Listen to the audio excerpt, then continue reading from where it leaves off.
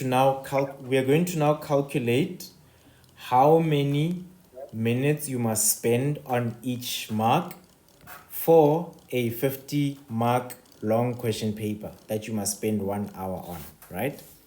So we've established that 1 hour is 60 minutes.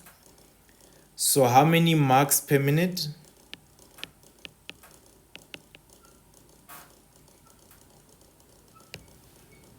So it's mark to minutes ratio. That's what we are calculating. If we have 60 minutes,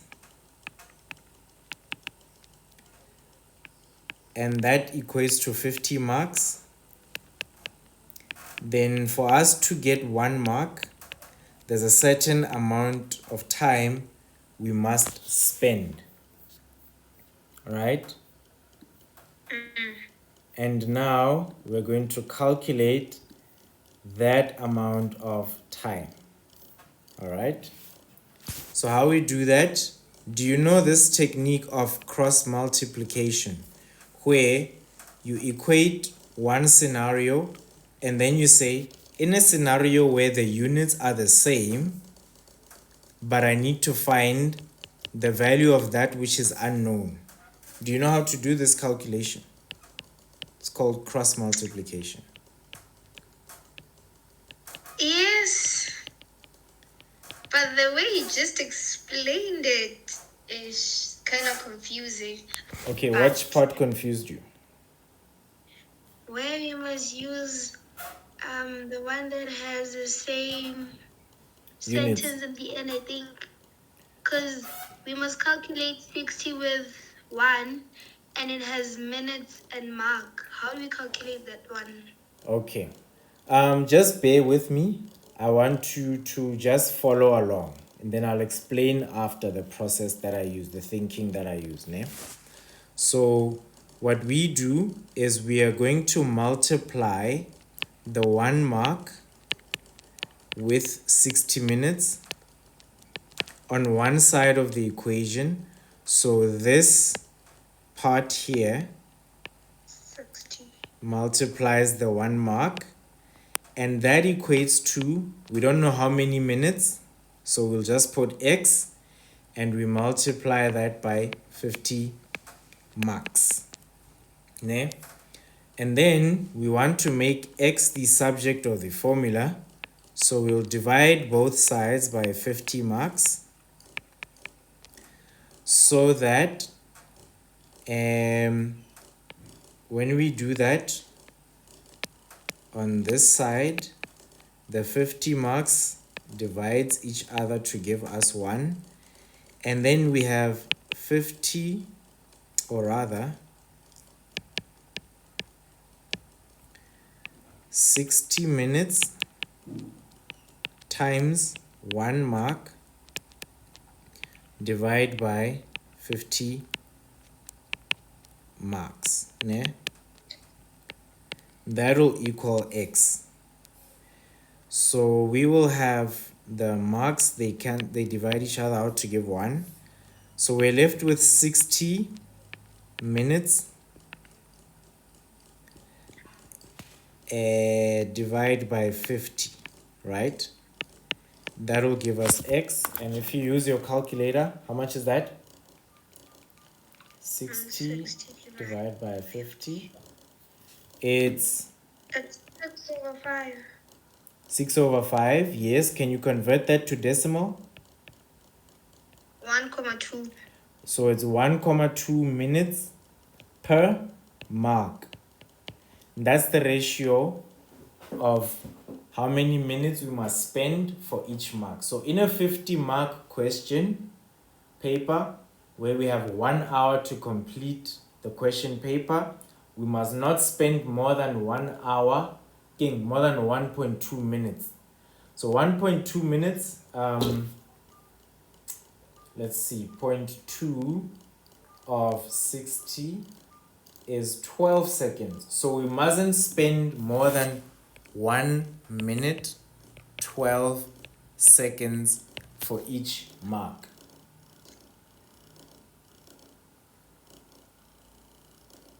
Does that give you an understanding of how you need to think when you're in the exam.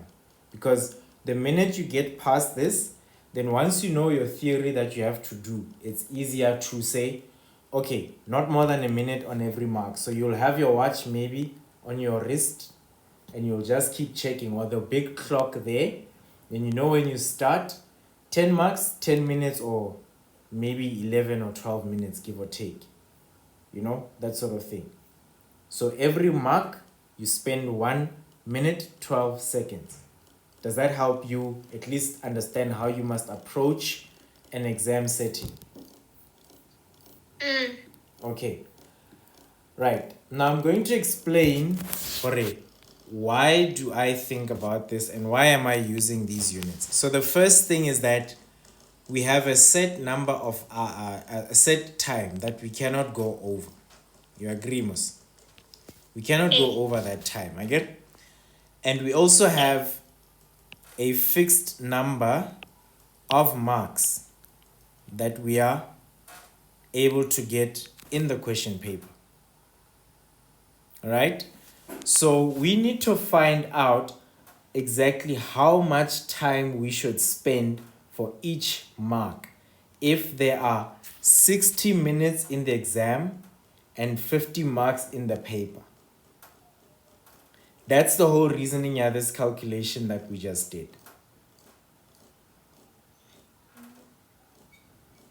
Okay? And I would encourage you to think about exams in the same way. So any exam you're going to come across, whether it's business, consumer studies, or geography, or any subject really, when you think about getting into a test or an exam, think, how long am I going to write for and how much time must I spend on each mark? That way you are doing the economics of answering your question paper. Okay? Now I'm going to try and explain this confusing part as simple as possible, né? Because you said it's confusing. Now this part here is the most important part, right? And how I learned it from, if not a maths teacher, then a physics teacher, né? So I understand how it's a physics, that's fine, but the concepts in physics, even in geography, even in consumer studies, where you have to do any kind of calculation, whether it's the ratio of oros to water so that you dilute it to taste, it's maths. And that ratio you're diluting oros with a certain amount of water to taste, it's exactly this type of thing. You've used oros before, have you? Yes. And have you used Wild Island before? Okay, fusion. Yes. Halls, that juice can concentrate. You've used it, ne? You've not used it. Okay, it's fine. Those are just a few examples of where ratios such as these are applied, ne? Now, the one example is oros, ne? Oros suggests that to dilute it to taste, you must take 1 part oros and 3 parts water. Do you know that mixing ratio? No. You don't know that? You must check on the pack. Just mix. You just mix. Yes. You just mix. Okay, it's fine. Try this next time you come across your oros, ne? And mix it like this. Is it like on the back of the bottle? On the back of the bottle, yes. Dilute to taste, or they say dilute to taste, so according to your preference, or they would recommend 1 part oros and 3 parts water. Trust you me, if you take 1 cup and you fill it up with the oros, ne? And then you take 3 cups of water, same amount.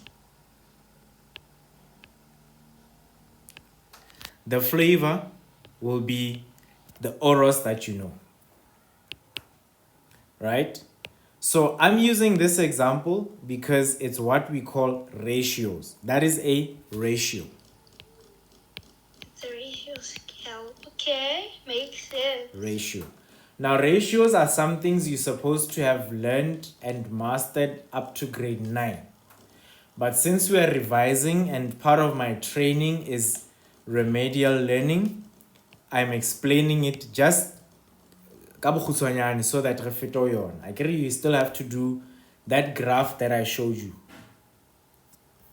Remember, you still have to do that graph that I showed you, but I'm just in this graph. Let me show you quick.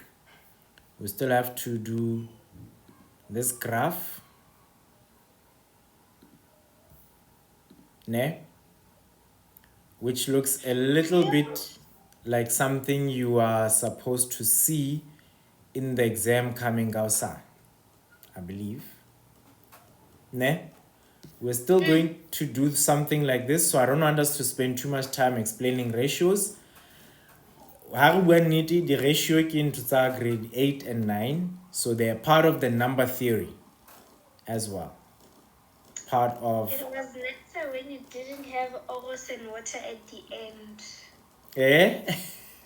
It was nice when we didn't have oros and water at the end. Oh, After okay. the nine. And sorry, but what I'm trying to do is to bring the concept of ratios closer. And the same ratios is used even in building. I studied civil engineering, so building things is part of what we do. And in order to build a house or a concrete structure, you need to mix materials. So you need to mix cement with stone, with sand, with water, so that you can get concrete mix, or cement with sand and water so that you can get mortar, which is plastere or cementele kopanyang. Right? But the extra class every day. I do them in a timetable. Oh. Yes. And you will also Isa. I do for maths and I also do for physical science. Yo, physics. Yo, I. Yes. And in the near future, I anticipate to include English, but that one will also be taught with learners from other countries because I'm pursuing a Teach English as a Foreign Language certificate. So, like, do you only do it over this meeting video? What? For learners who are far like you, yes, and learners who are in different. Nna ke Polokwane, Limpopo. Sure. I know your mother because we were in high school at the same time. So, once the extracurricular activities like debate, we would meet Katsona and compete. So, we've been in touch since then. And related university tsa Fapana. And then now we're here. So, you are here, you are her child, and I get to tutor you as well. Wow. Yes. So I'm almost as old as your mom, or as young as your mom, depending on which word you I prefer. wish, like, she told me about you by January because It's okay. What I'll advise you is keep an open mind, be willing to learn. A lot of the ways they are simple tricks that are useful in an exam, but just get in touch with them. Practice them a little bit. Watch a few of my YouTube video links. I'll send them to you via email. And then all the best for tomorrow. And then we'll practice again for paper 2 on Saturday from 10 to 12. Is that okay? it's okay. Yes. And then once we do that, let's hope o tla ba ready for your paper 2 as well. And then next year, when you do your grade 11, we will start with the year because I'm happy to enroll you from January. I'm starting January, even if a week before the college debula, it's fine. Yes, we can do that. I'm more than happy to do that. I've got a timetable specifically for this work. I've got other things that I do, several other activities, but for this work, ya ho ruta bana maths and science, this is when and how I do it. Okay? No problem. All right. So when ska penika ska fela pelu, don't be intimidated by ratio ya oros to water. It's just a way to explain ratios like A 60 minutes, 50 marks. So 1 minute, 12 seconds for 1 mark. It's the same thing. Ne? It's the same way of thinking. So just keep that in mind. Give me 2 minutes. Hello, Papa. Koparueka around 7:30. Ke ka tlelaseng ya mess, and then immediately after that, ke tlo jump into another meeting. Sharp. Yes, sorry about that. Lena ke na le batswadi ne. So sometimes they call really busy. Ne? So yeah. For your exam tomorrow, if it's 1 hour and it's 50 marks, just know you are not supposed to spend more than 1 minute 12 seconds on each mark. Is that okay? I need 100 marks. How do we do it? So if it's 100 marks, and let's say it's 1.5 hours, so that is 90 minutes. It's 2 hours. It's 2 hours. Yeah, it's 120. So it's 120 minutes. 2 hours, ne? And it's 100 marks. It's 100 marks. Okay, that's good. 100 marks, 120 minutes. The same calculation. We don't know how many minutes. Please try it by using your example. Yeah, oros. It's in your oros. Yeah, 100 marks. Oh, the first one that I started with, 60 marks. Okay. So 120 marks. 120 minutes equals 100 marks. I get it? I get it. This is still showing on your screen. The note space, the graph paper. Okay. Right. So we're going to say 120 minutes ne, is to 100 marks. But we don't know how many minutes for 1 mark. Ne? Yes. So what we will do, we will cross multiply. So in other words, the x multiplies the 100 and the 1 mark multiplies the 120 minutes. Therefore, 1 mark times 120 minutes will equal x times 100 marks.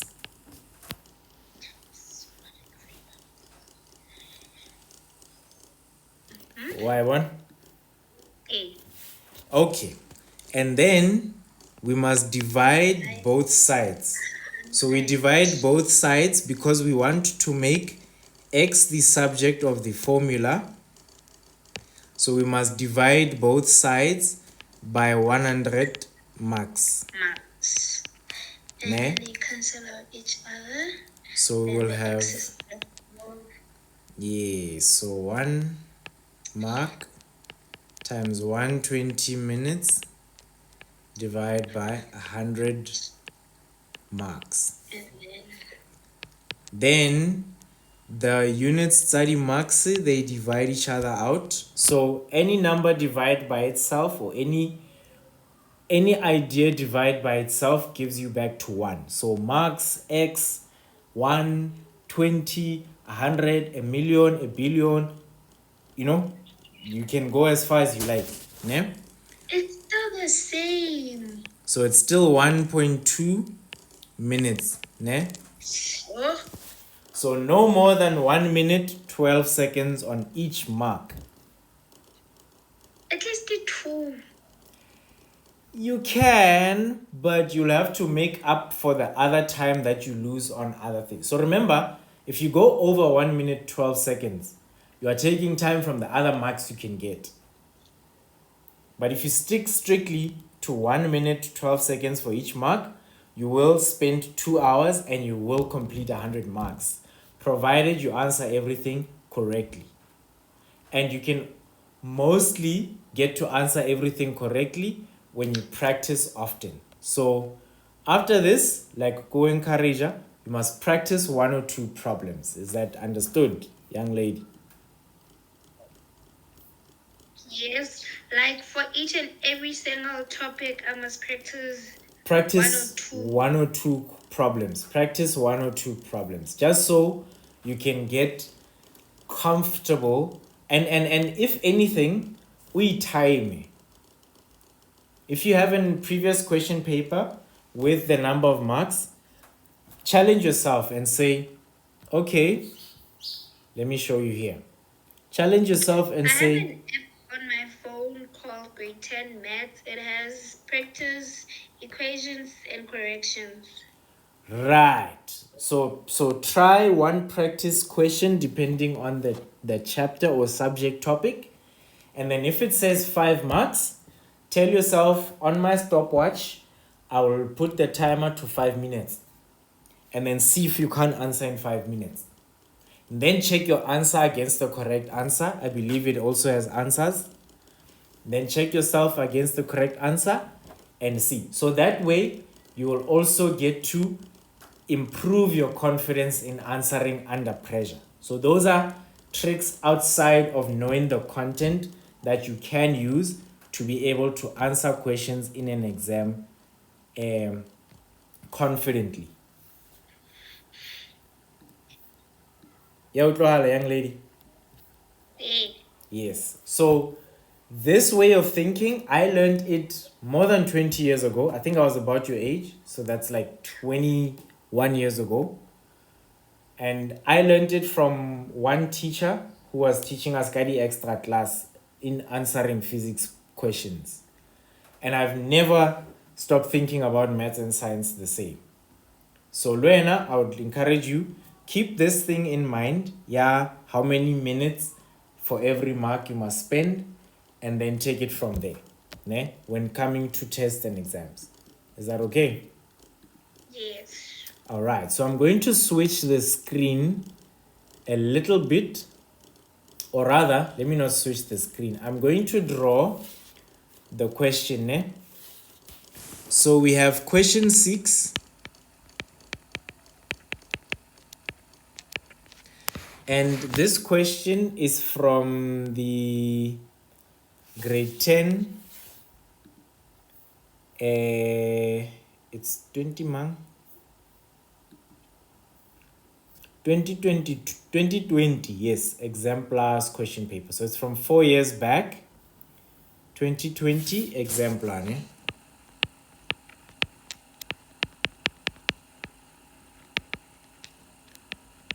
Question paper. Ne?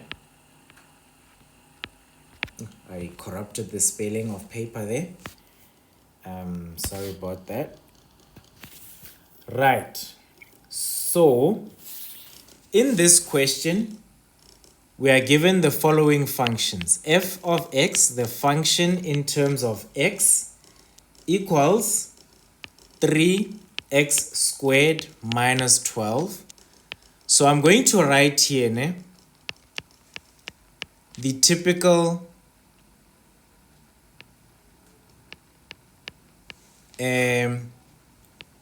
functions according to the standard formula, ne? Then we have g of x, a function g written in terms of x, and it's x plus 2.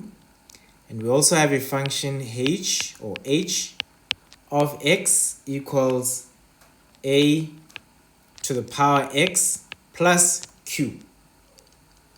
Okay, this is interesting. This is interesting, right? Before we answer this question, ne, I want to ask you if you remember what the standard format for a parabola looks like. The general form. Do you remember? Not really, but let me check my notes. Okay, check your notes and then give me an answer. I'd love to hear your thoughts because I would like to hear your thoughts as well.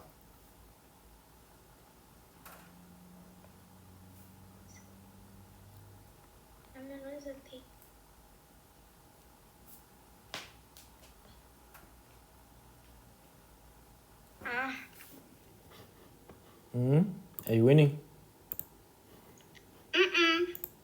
Okay.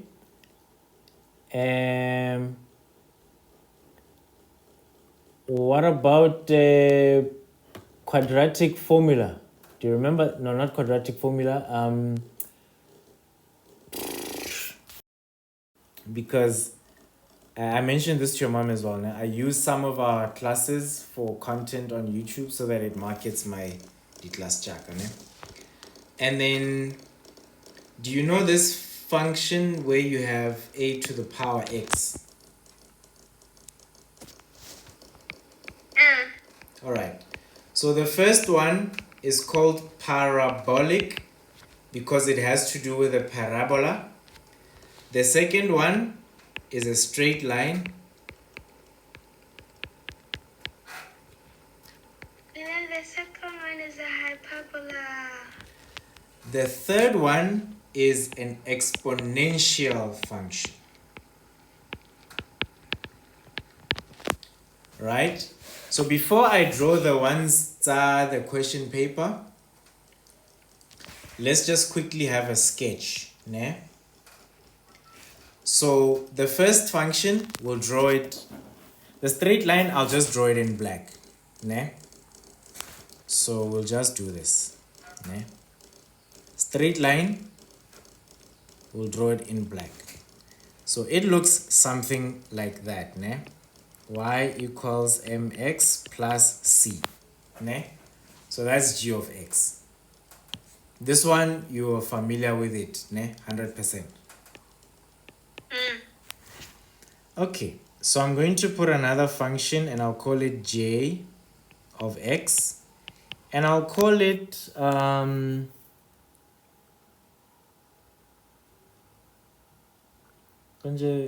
oh, yeah, let's do this.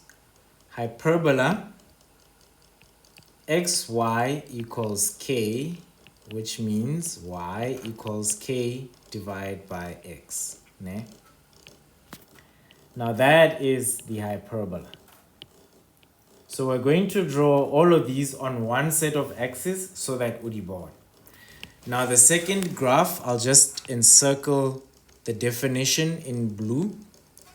And I'll also draw the curve in blue so that you see it. So that's what a parabola would look like, right? Upside down. Upside down. Why do you say upside down? Right, so that one is a smile. Yes, it's a smile because A is positive. If A was negative, then it would be a frown. Sad. Yes, so A is negative, it would be a frown. Okay? And then let's choose the color. I'll use orange. Orange would be for our exponential function. You remember your exponents. Exponents, yes.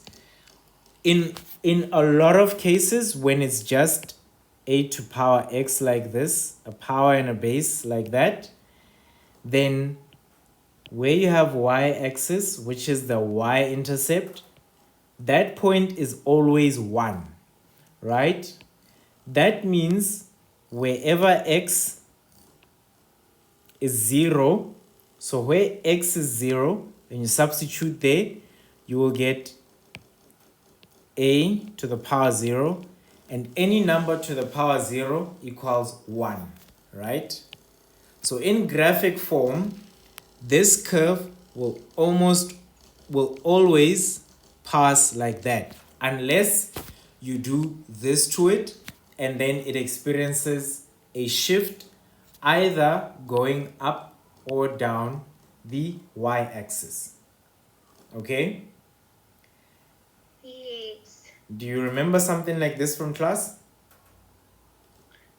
Yeah, I know if it touches the y-axis, it must not touch the x-axis. And then if it touches the x-axis, it must not touch the y-axis. If it crosses the y-axis, then the x-axis is what we call an asymptote. So it must not touch the x-axis. So you have an idea of where this is going. This is called an asymptote. Yes. Now the last graph would asymptote. So asymptote, what was that? Oh, okay. Okay. In about 5 minutes, I'm going to make a new call, and then we're gonna carry on from where we left off when this thing is about to cut, ne? Just 5 minutes before. So just be alert. So asymptote,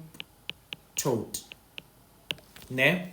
And an asymptote is simply an imaginary line where our curve approaches but never touches. And there are a number of other examples of functions where you have asymptotes. Some asymptotes would even repeat after a certain number that you count. Okay? Right, now the last one, this one that's under the orange, I'll use a, let's see, let's use green. We'll use this lime color, green color, right? So this one, ikaring able line. The hyperbola, it seems you're fond of it. How it would look, it would also have asymptotes, but for the hyperbola, the asymptotes are both axes. And there's a simple reason for that. When you look at this part here, ne? When we make y the subject of the formula, y equals k divided by x, what happens when you divide any number by 0? When you punch it on your calculator, what shows on your calculator? I think it's any number divided by 0. Undefined. It's undefined. Okay, that's good. So I'm going to use the calculator examples deliberately. Ne? I'm not saying they're the correct way, but I say I'm using them intentionally because they are a good way to get an understanding by looking. So take the number 1 and divide it by 1 on your calculator. Ne? What's the answer? It's 1. Okay, take the same number 1 and divide it by a number that's smaller than 1. So let's take that number that's smaller than 1 to be 10 times less than 1. So in other words, we're going to take the number 1 and we're going to divide it by 0.1. What's the answer? It's 10. Okay, now we're going to divide 1 by a number that's 100 times less than 1. So we're going to divide 1 by 0.01. What's the answer? It's 100. Okay, good. Now we're going to take the same number and divide it by a number that's 1,000 times less than 1. So 0.001. So 1 divided by 0.001. 1,000. It's 1,000. Okay, cool. Now, the more you increase the zeros after the comma before the 1 at the end, you'll notice that the number gets bigger and bigger and bigger and bigger, right?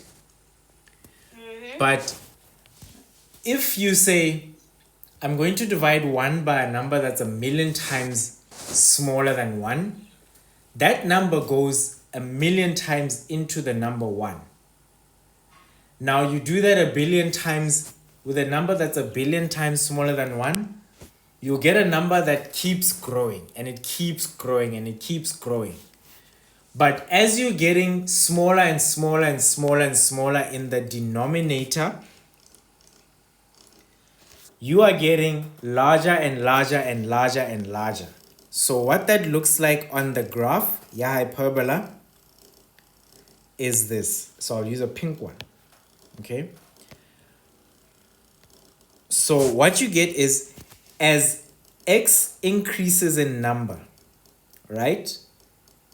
As as x increases in number, y decreases. So in other words, as the value of x decreases, or rather increases, my bad. As the value of x increases, the value of y decreases. So it goes down this way. But as the value of x, remember we started go 1 and we kept going 0.01, 0.001, 0.0001, etc. So we're getting closer and closer and closer and closer to 0. Can you see that? When we zoom in, we're getting closer and closer and closer and closer and closer to 0. And the closer we get to 0, something fascinating happens with y. It keeps going up. It keeps increasing in that direction. Can you see that on this graph? But we never really quite get to 0. Makes sense. We never get to 0. So both the x and the y axes become asymptotes as well to the hyperbolic function.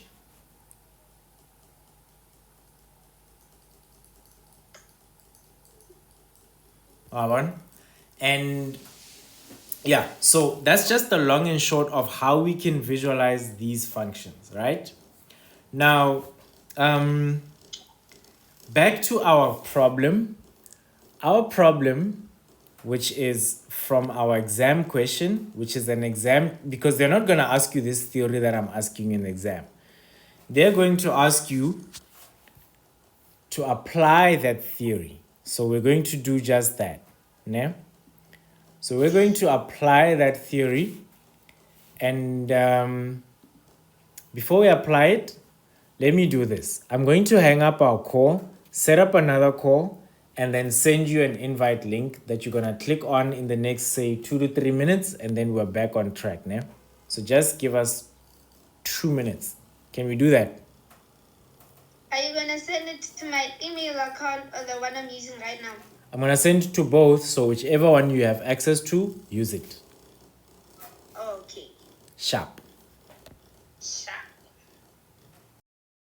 Busy drawing this set of axes. Actually, I must undo that and use a ruler. What's showing now on my screen? Oh, okay. It's fine. So I must use a ruler.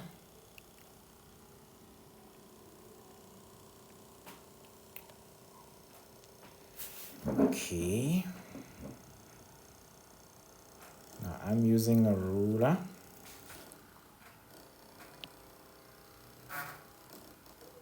Okay.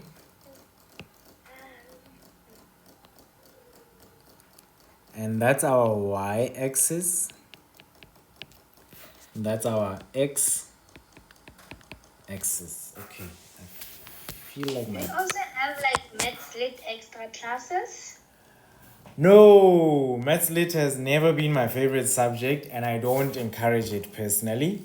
But I do not mind if anyone considers doing it. Personally, I feel it limits you, it deprives you of so many important things that have to do with maths that are relevant in almost any industry that you can consider pursuing once you finish school. So Maths Lit, I get into you. But I will not discourage anyone from doing it if they feel that's where their heart is. And I would say, hey, pure maths all the way. It opens up your career options so much. Once you have pure maths, you can do studies towards accounting to become a chartered accountant. You can do studies towards engineering. You can do studies towards medicine. You can do studies towards I mean, the fact that you use a lot of logic in maths also improves your reasoning capacity. And I'm not saying that you cannot make a good lawyer if you don't have pure maths, but I believe it does have some benefit for that because of the whole using logic to present arguments and develop cases, etc. So engineering, software, all the STEM careers, definitely they'll benefit from maths, pure maths, but it's not to say without pure maths or with just maths lit you won't be able to succeed. No, just personally I prefer pure maths, and I'd encourage any learner to do pure maths. I think it's a fantastic tool to have in your inventory and it's very useful. Yeah? I wanted to be a pilot before I left physics because it showed me flames. Yes, so maths, so physics, you would require that. Geography, definitely, and pure maths. But you have more career options when you have pure maths. You have more options to study courses when you have pure maths in your inventory, in your study subjects list, than when you don't. That's just the reality of the career space right now. So anyway, One mistake. who's disturbing you? Yeah, but no. Tomorrow disturber. You mark. Oh, askis. Mlalle askar disturb. Mkupa askar disturb. Okay, so there's our parabola. Okay, it looks like my parabola is not symmetrical, so I'll have to draw a symmetrical one.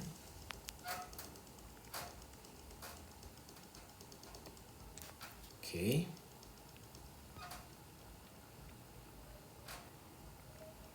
Okay, almost symmetrical. And then that's our parabola, so we'll call that f of x. And the function is 3x squared minus 12. Okay. And then we will have a hyperbola, or rather exponential graph, not hyperbola. And its asymptote is a result of a vertical shift, which is a bit of a distance, which is a little bit of a distance above the x-axis. And that exponential graph, so let's make it a green color. It curves something like that. And there's its asymptote. So remember asymptote, it approaches but never touches. A. Remember asymptote, Dagger? And then we've got, I'll use straight line, or rather the color orange for straight line. And that straight line intercepts our y-axis, where we have that intersection with the asymptote to the exponential graph. Yes? Are you asking a question? Like Yeah, ask. the same graph. Is the question of the same graph? Yes, it's exactly the same one. Ooh, okay. Yeah, so don't panic. It's the same theory we just discussed now. It's exactly the same theory. Yeah? So don't panic, don't stress, relax. This graph is g of x, and it equals x plus 2. It's a straight line. And our exponential graph is h of x, and it equals a to the power x plus q. Yeah? And then that's everything. Yeah. So there are important clues that are given in the question paper, and these clues will really help us get all of the data or data, doesn't matter your pronunciation, that we need for each graph, right? And we're going to color code each of the data points, okay? I believe in grade 10 for parabolas, you also do things like turning point, yes? All right, so we're going to use the theory from our textbooks, etc., to work those details out. So let me just move the screen up a little bit, and I'm going to show you where we're going to write all of that information, right? So we are going to have the data for f of x, and this is before we even answer the question. And I'm deliberately doing this so that you think about this as an alternate way of answering questions so that you don't put yourself under pressure to answer the questions in less than 1 minute, in just over 1 minute for every mark. So it's just an alternate way of approaching questions. It's the same way of thinking, but don't stress about it. Then we have g of x equals x plus 2. So somewhere at the bottom, we're going to have various data sets, and then we're going to use those data sets to then answer the exam question. So don't panic. Don't be intimidated by the graph. Now I'm going to look for a blue color, light blue color, and we're going to use that light blue color to mark certain points that are given in the question paper, all right? So these certain points that are given in the question paper, okay. Yeah, this computer. So this here is called point D. This turning point is called point C. Oof, it looks like I missed the intersection for the straight line and the parabola. So I'll just have to redraw the straight line so that it intersects the graph correctly. So in other words, there. Okay. Oh, I must just make my graph smaller. Yeah, you can. You must if you can, if you must. So point. I drew my straight line marker. Eh? Ke drawile straight line yaka ka marker, so I can only erase the pencil. Oh, okay. No, it's fine. Don't stress. But the point a straight line, the x-intercept, yeah, the function g is at point A, and then where the graph, yeah, the straight line intercepts rather the parabola is point E, and then there is a point called F. That point called F is on the x-axis. Y1. And then what is that? Onyx. Oh, okay. So we've got points A, B, C at the turning point. D is the intercept of the straight line and the y-axis. E is the intercept of the straight line and the parabola. F is somewhere on the x-axis, and G is somewhere on the straight line. So it looks like we will need the points for G and for H. H is on the parabola, yes. And we will need to work out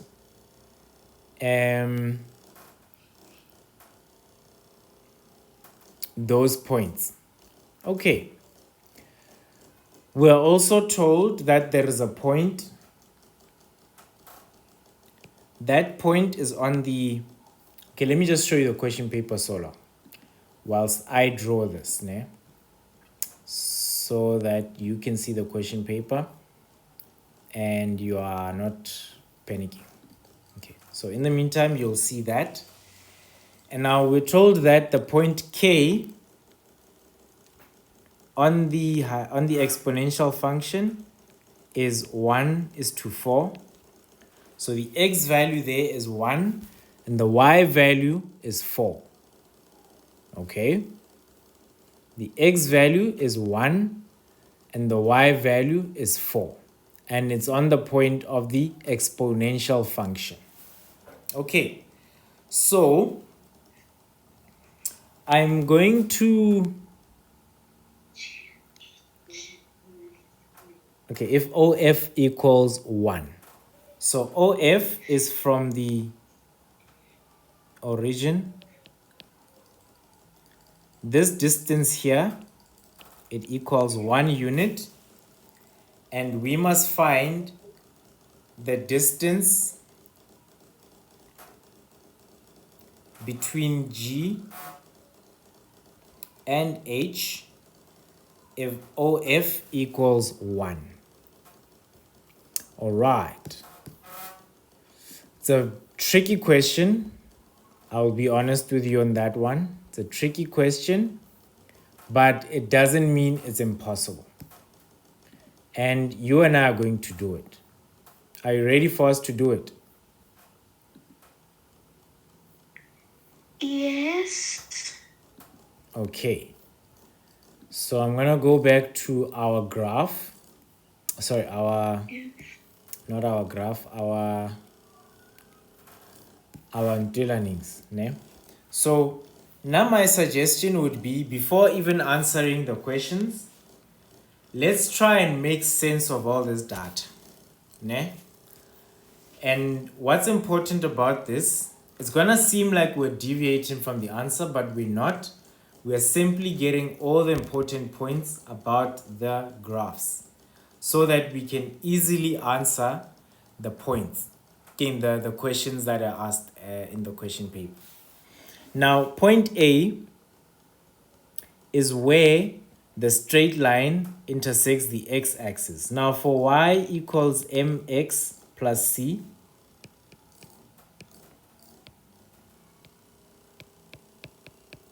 we know that when we have an equation of a function rather, mx plus c, then where y is 0, so in other words, where this is 0, we get an x value. So in other words, we simply need to substitute 0 there. And when we substitute 0, we get x plus 2. And when we solve for x, then x gives us negative 2. So we know that this point here, x is negative 2. Okay. Do you see that? Yes. All right. And then we can do the same thing for the y-intercept for the straight line, right? And the y-intercept is where x is 0. So where x is 0, we put 0 there. Then at x is 0, the function y equals mx plus c is simply 2. So the straight line intercepts at y equals 2.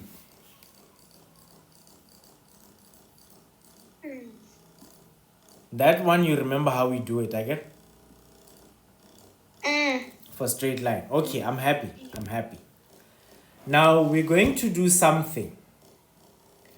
I want us to find, because we know this point here, A, ne? It corresponds to the coordinates negative 2, 0. but we don't know what this point here corresponds to. But we know the y value is 0, but we don't know the x value. So let's quickly find that. We're going to do the same thing that we did for the straight line for the parabola, where we find the x-intercepts. And we find the x-intercepts where y equals 0. So in other words, 3x squared minus 12 equals 0. Then we do additive inverses. So we add 12 to both sides, so that we have 3x squared minus 12 on the left hand side plus 12. And then on the right hand side, we also add 12. So what we do on the left, we do on the right. These amount to 0 because they are additive inverses. Additive inverse simply means, what must I add to a number so that I get 0? And it's the additive inverse. So in other words, if I am at negative 12, I need to add 12 to land at 0. You can do this with a number line. You'll get the same answer. So we have 3x squared equals 12. Then we divide both sides by 3, so that we have on the left hand side x squared, and 12 divided by 3 gives us 4. And then when we take the square root on both sides, then the square root of x squared gives us positive or negative the square root of 4. Now, why do you think I use plus minus there in front of the square root sign? Why do you think it's important to do that? Because it can equal to a positive or a minus at the same time. Excellent. So whether I have negative 2 or positive 2, when I square it, I will get positive 4, right? So that means this point here is 2. Okay, so we've got... Can you please use like simple English? Because I can understand. Okay, which English words did you not understand? The additive inverse? Additive inverse. Okay. I don't know what it is. All right, so inverse, all right, okay, you probably don't know the negatives from camera development, photo development. In a it's like, and you're going to learn about inverses as functions, or functions of inverses in grade 11 and 12. But since we're preparing for exam, let me just make it simple English. Additive inverse just means, what must we add to this number so that we have an answer of 0? So in other words, if I have negative 5, what must I add to negative 5 to get an answer of 0? 5. I must add positive 5. Good. If I have positive 13, what must I add to it so that I get an answer of 0? Negative 13. 100%. So whenever I say additive inverse, think about that. Because the phrase additive inverse, you need to know it anyway if you're doing pure maths. You need to know it. It's very important because you'll always use it in your math. You always, a lot of the times you will use it. Okay. So let's calculate the coordinates of point. We've got A, B. Let's calculate the coordinates of point E. Ne? And point E is where the parabola and the straight line cross, where they intersect. Ne? So where they cross. So where they cross is point E. So that means it's the point where the straight line and the parabola are equal. Okay? So then we are going to perform some math for both the straight line and the parabola. And quickly, that gives us 3x squared. We do an additive inverse, so it changes sides.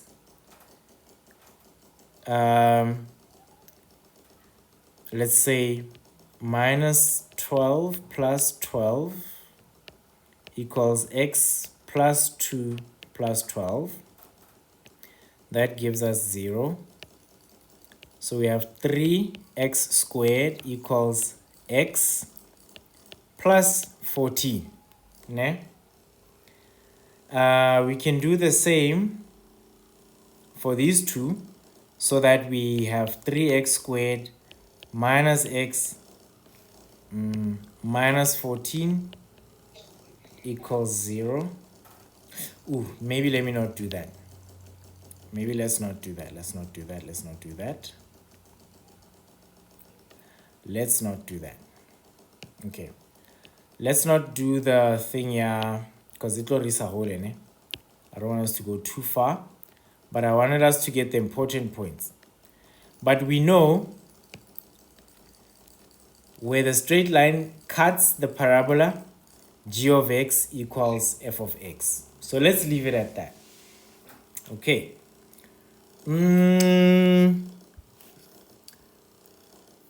The next thing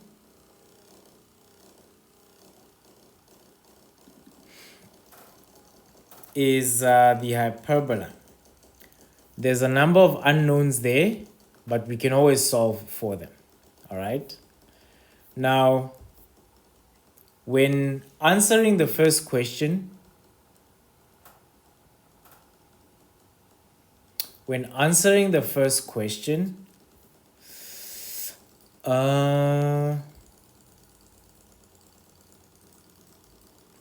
from G to H.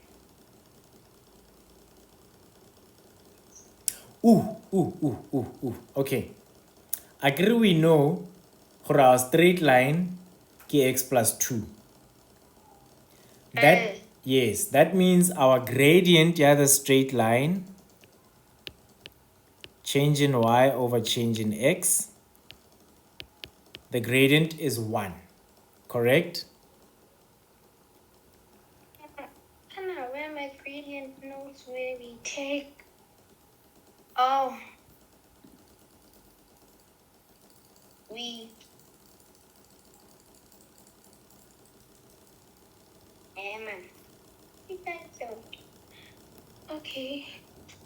Okay, so we know that the gradient is 1. That's another fact that we needed to note about our straight line. Okay, so at this point here, where OF is, we're told that the intersection this dotted line GH is the point 1, 0. So the point F is 1, 0, because we're told that the distance from O to F is 1 unit. So that means from 0 to F is 1 unit. So the point F give 1, 0. That's because we're told that OF is 1 unit. Ne? Okay. So that means along the length of GH, any value of x there is 1. Any value of x there is 1.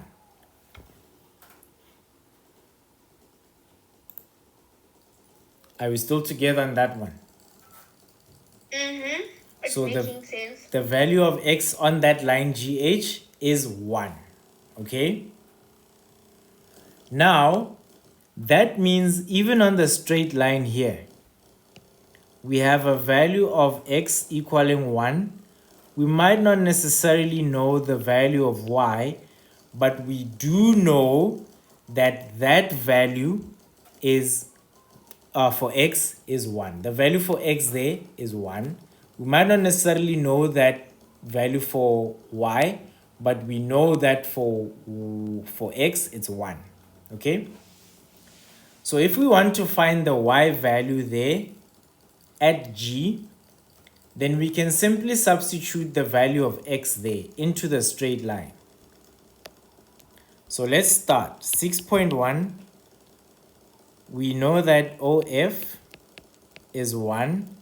Therefore, F has the coordinates 1, 0. Ne? That's the first step.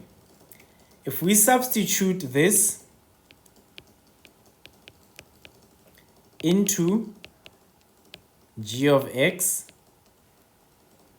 then we have f, or rather g of 1, equals 1 plus 2, and that gives us 3.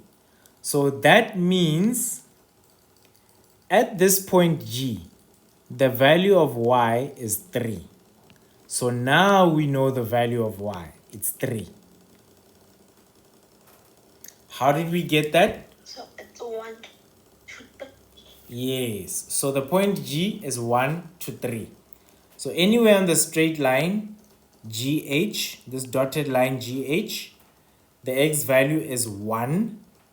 So even here at the bottom, it's also 1.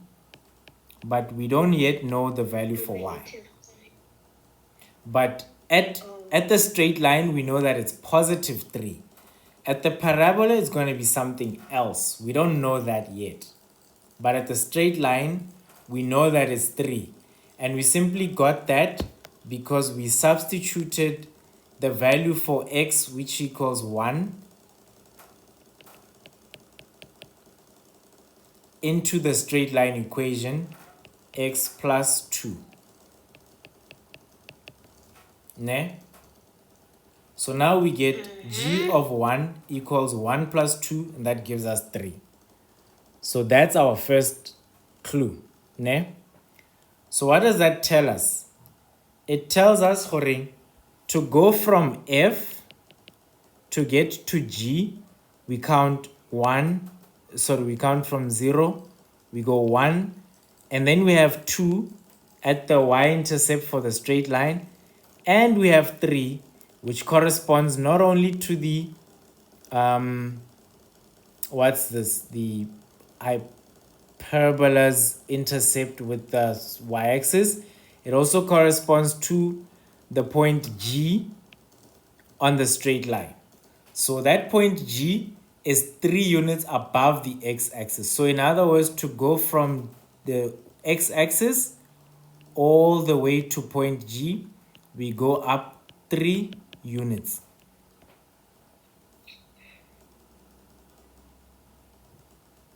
Can you follow me up to so far? Can you please repeat again? Okay, let's start. Ne? So straight line sa rona, ne? It intercepts the x-axis at -2, and it intercepts the y-axis at +2. Okay, so let me zoom in. Let me zoom in a little bit there. So I'm going to zoom in, ne? So that you are closer to the diagram, ne? So I'm going to use which color of highlighter? Let's use this,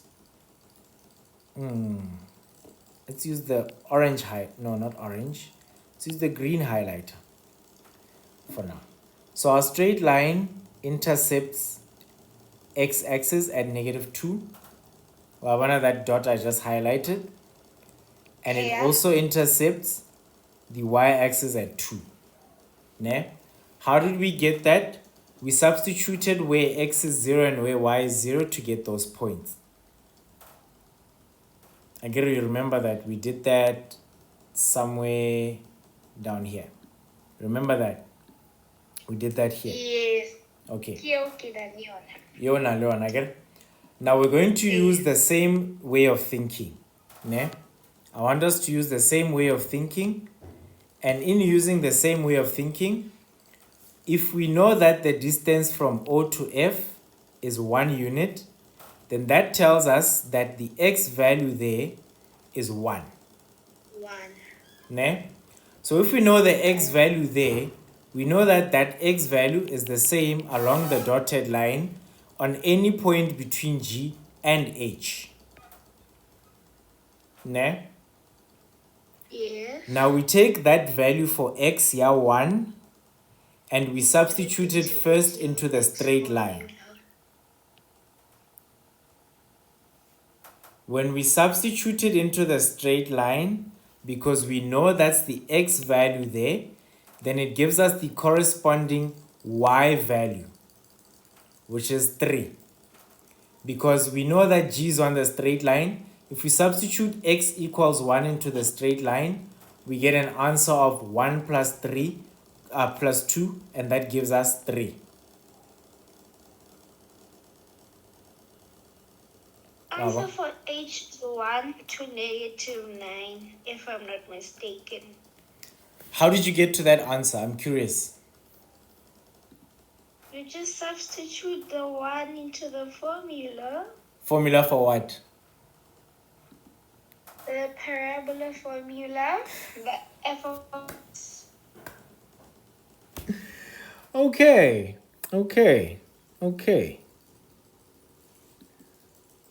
All right, well done. Do you see what I'm showing you on the screen? What am I showing you?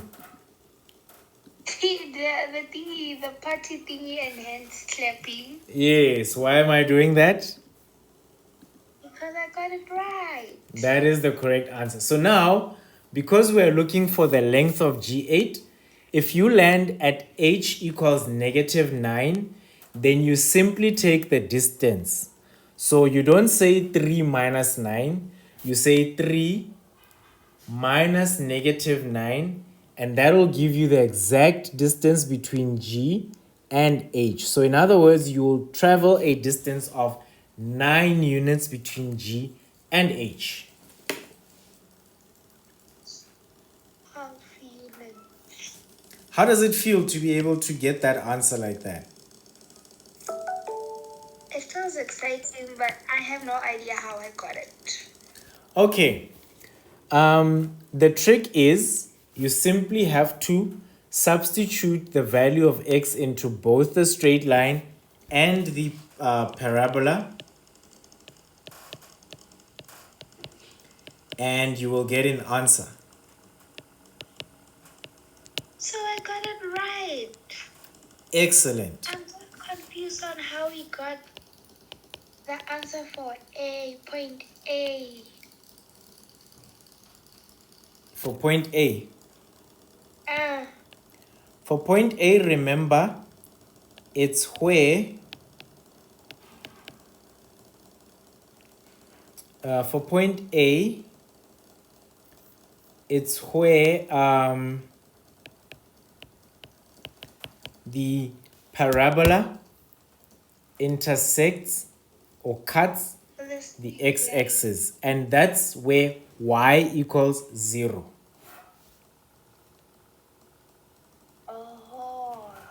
Also, it's where the straight line cuts the x-axis, and that means it's where g of x, or it's where g of x equals 0. So in other words, where x plus 2 equals 0. Now when you equate x plus 2 to 0 and you solve for x, you get x equals -2. So either way you use the straight line or the parabola, you will get that -2 for the answer for Ntwelane.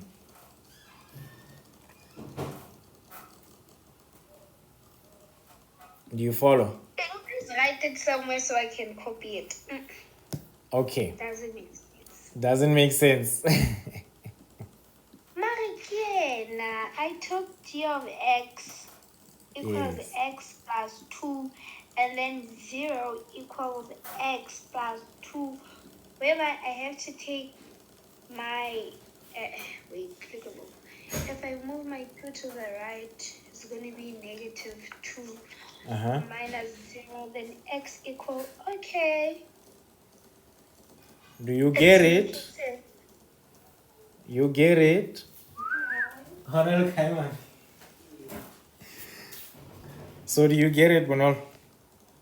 8. If you don't get it, forget about it. I got it. Now it makes sense. Now it makes sense, ne? It makes sense. Okay, so we simply substituted the values of x that we know, and to answer the first question, we simply substituted that value of x that we know to be 1 in both the straight line and the parabola, because GH is the distance between the straight line and the parabola at x equals 1. I got this one right. Oh my goodness. Well done to you. 6.1. Well done to you.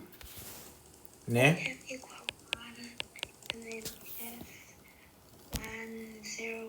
Therefore x equal 1. Then substitute.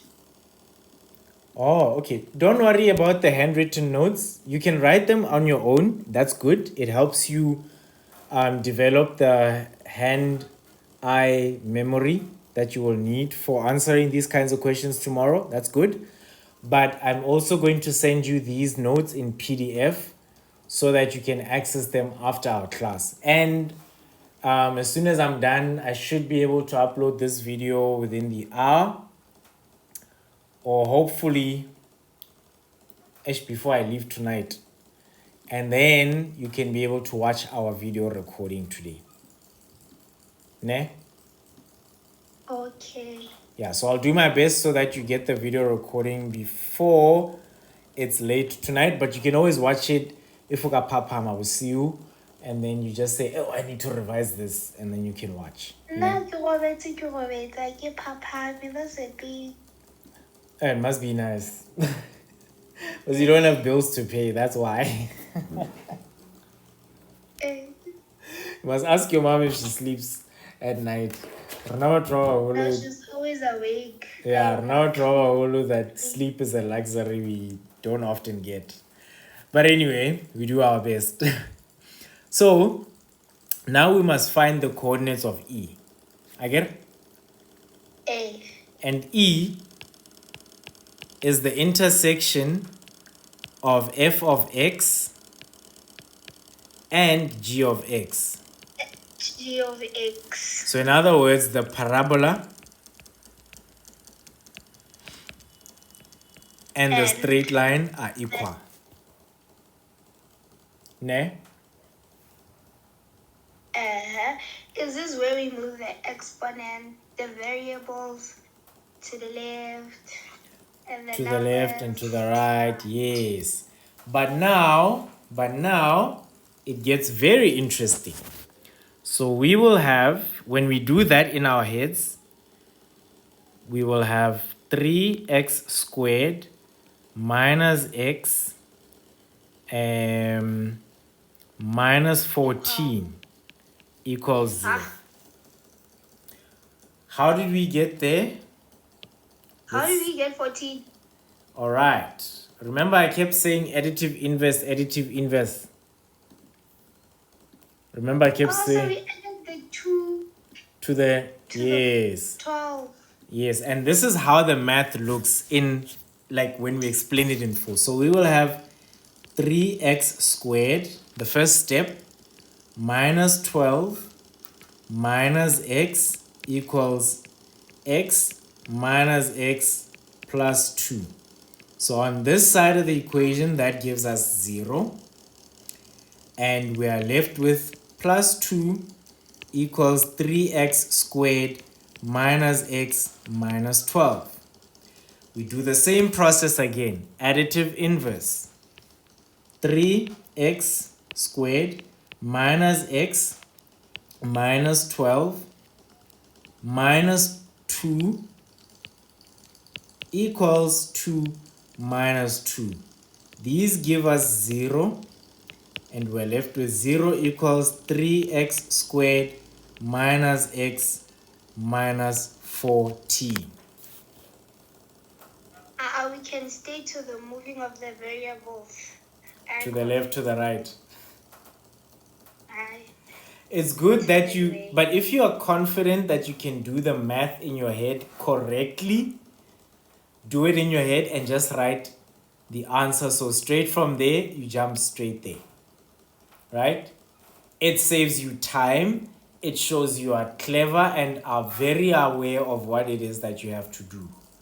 So I would encourage, if and only if you are very confident that you can do the calculation in your head. But if not, you still have to think about doing it step by step like this so that you don't miss any points. But whether you do it the long way or the short way, you'll get the same amount of marks. It's so complicated. I know. I know it's annoying. Right, so now we move from that and we do something that we must know how to do at this stage, which is called factorization. Do you remember that? When are you? Factorization. All right, so I'm going to give us a clue and start by saying we don't really have factors for 3, but the factors for 3 are 3 and 1. So in other words, to get 3x squared, I must multiply 3x with x. With 1. Yes, to get, yes. So factorization, you remember what they call FOIL. First, outer, inner, last. Remember that? We're supposed to learn it in grade 9. Do a little bit of revision on it in grade 10. And then use it for these problems in grade 10 again and until grade 12. The answer we get has to equal negative x in the middle. That's where I get the problem. Okay, that's fine.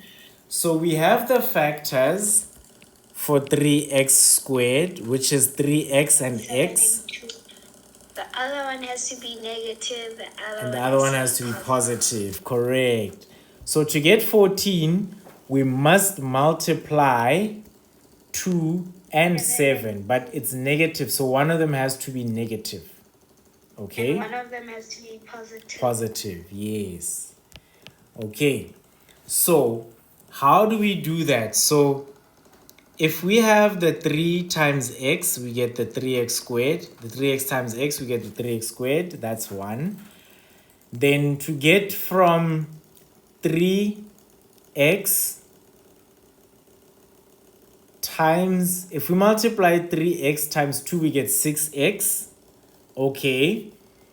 So that gets us closer to negative x. So one of them has to be positive. So maybe let's make the 7 negative and try. So if we have the 7 as negative and the 2 as positive, we will have 3x times 2. So that would be our outer. So just make that blue. So that would be outer. Just put the negative and the positive. Eish. No, we don't just. No, we don't just. No, we don't just. Yay. Danger. We don't just. Always get it home. We don't just. Yay. You must be careful. I just put. You must be careful. So the first, I'll just make it ruby. And then the inner, we'll make orange. So that means if we have negative 7 there, that's our inner. So let's try. So if we have 3x times 2, it's positive 6x. Minus 7x will give us negative x. So maybe we're on the right track. And then if we take negative 7 and we multiply it by positive 2, we will definitely get negative 14. Correct? Why one? If we take negative 7 and times it by 2, By positive it's 2. negative 14. Okay. And then if we take it's in positive, it's negative 14. Take it. Remember, we want to think about the problem. We want to think about 3x squared minus x minus 14, but we're thinking about it in reverse, so to speak. And thinking about it in reverse, we want it to be so that when we multiply the factors this way, we go back there. So that's the reverse part. That's the reverse part. I'm saying we must think about it like that. How did we get negative x? Right. Let's repeat that step again. Ne? We have decided to take a guess. Ne? And we've decided that between 3x squared, between 3x times x, we should get 3x squared. Okay? That's the first ones.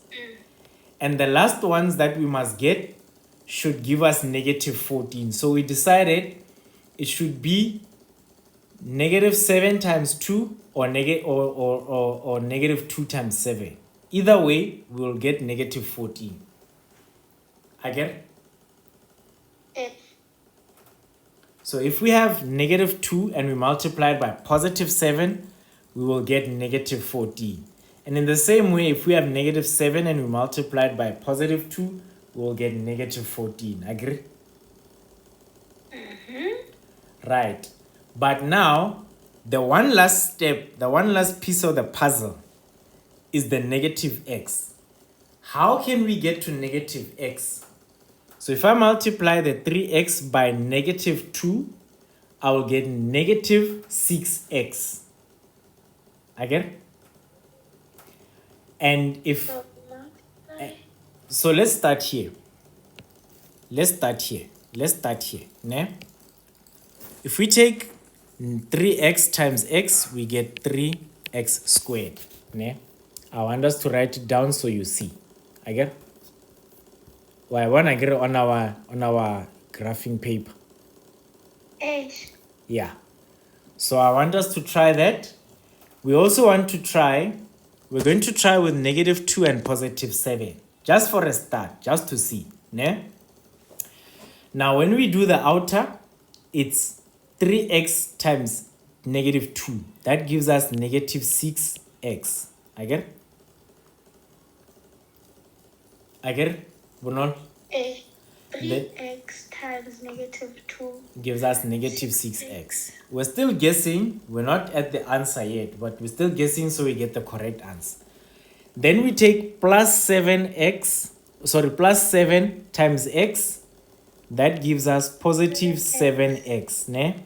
These are like terms. They are tshwana because they have the same coefficient, or rather they are coefficient to the same variable or unknown. They are coefficients to the same unknown. So if we take 7 plus negative 6, we get positive x. That's not exactly like negative x. But let's move along. Now we have plus 7 times negative 2, and that gives us negative 14. So our first terms and our last terms give us the correct answers, but something is not make sure with the 7 sign and the 2 sign. So we can try something else. Let's change the signs. We know the factors are correct. The difference is they take us to 1x, but the 1x must be negative 1x. Again? Right. So we do the math again. 3x times x is 3x squared. Again? Get the first ones. Then we go 3x times, we try this time, plus 2. Again? We get 6x. We we take negative 7 times x, we get negative 7.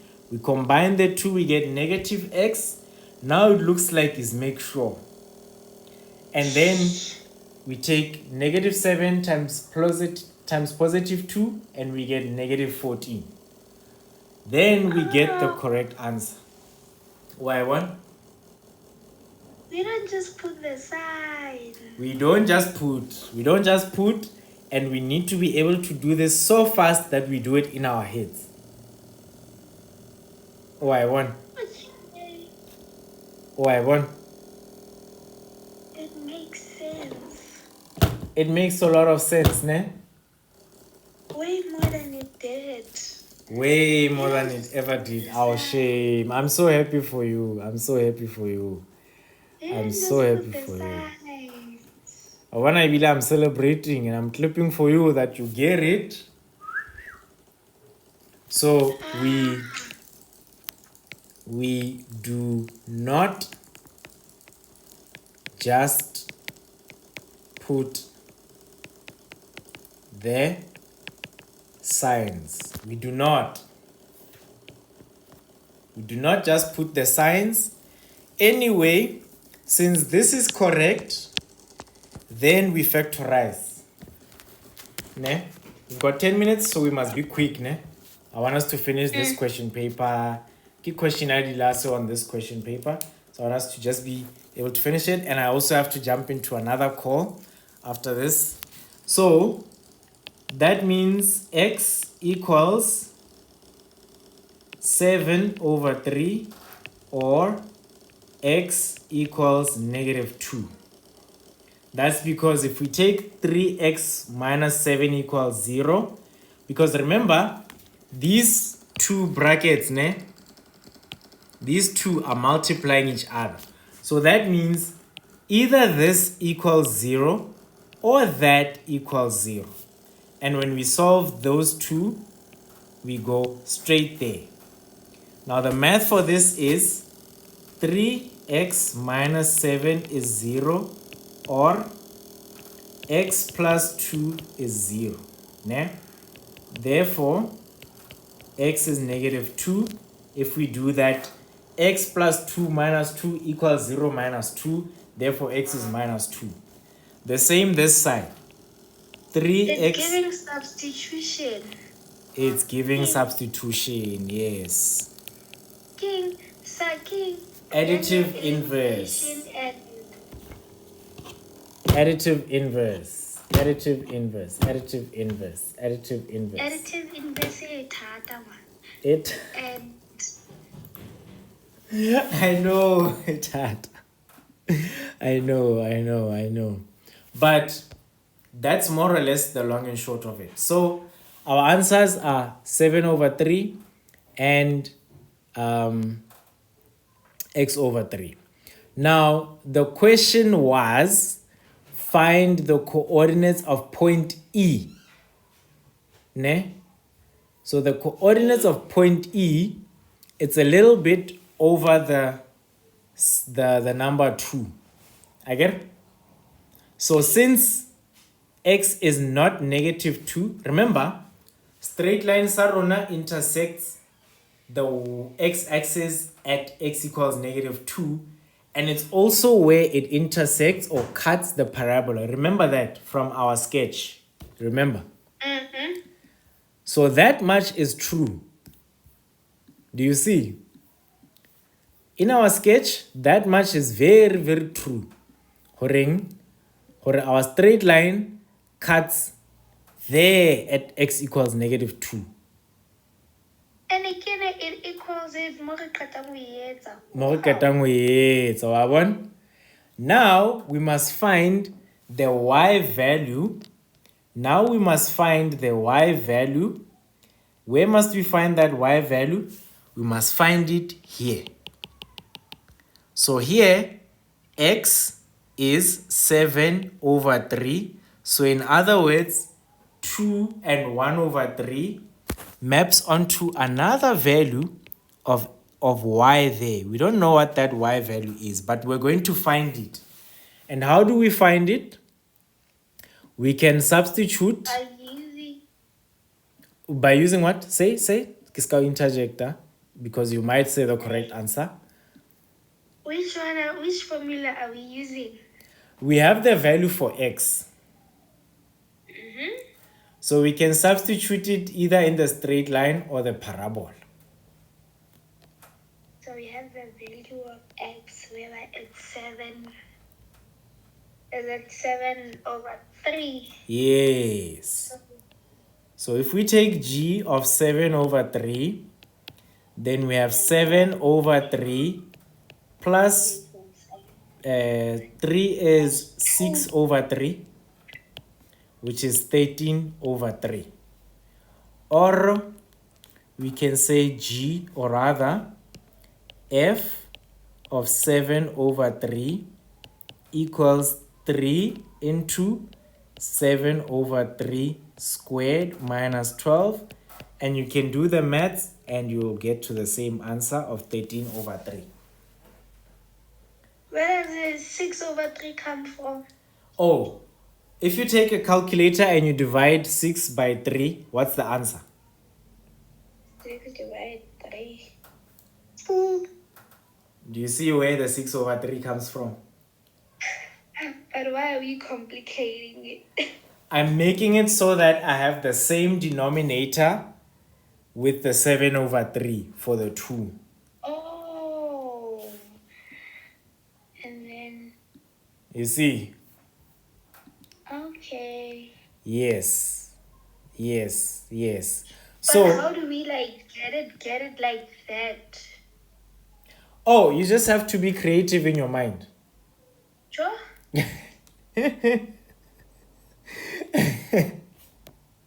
You just have to think about it on the spot and say, konje 2 eleganale 6 divide by 3, which when I do that and I take the 6 and the 7, I get 13, and they're both divided by 3. Then it takes us back to our ntwela name, and then we have 13/3. So we can just take 7 divided by 3 and then pass it by 2 equals 13/3. Still gives me the same thing.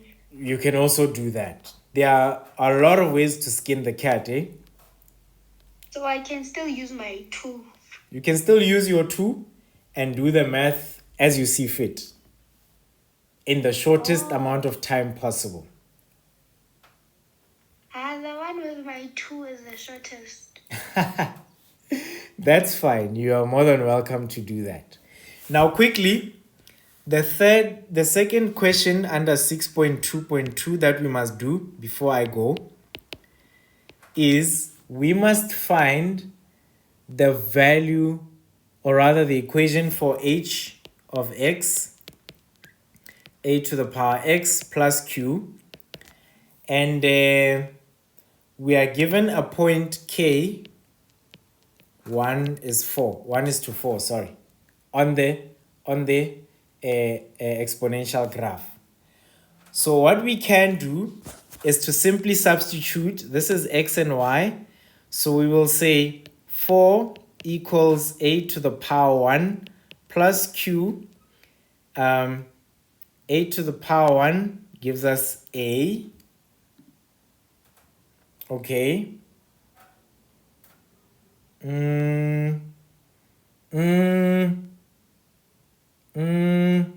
Oh, yes. And also, the asymptote is 2. That's what I was saying about. The asymptote is 2 because on the graph, the straight line where the exponential function does not touch the axis is the line y equals 2. This dotted line here, up here, it's the line Point D. at point D. Yes, exactly. So this line, y equals 2. So it's the asymptote. So now to solve the question of finding the equation for the exponential equation, then we will have 4 equals a to power 1 plus 2, a is 4 minus 2 and a equals 2. Therefore, h of x equals a to power x plus 2. And that's our exponential equation. Lastly, 6.2.3, we must, if k is the reflection of f about the x-axis,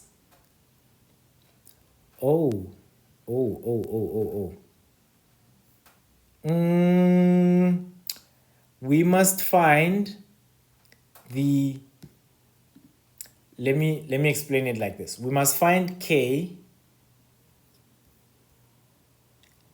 if k is the reflection of f about the x-axis. So in other words, we must find the opposite parabolic function, so the inverse parabolic function. And in other words,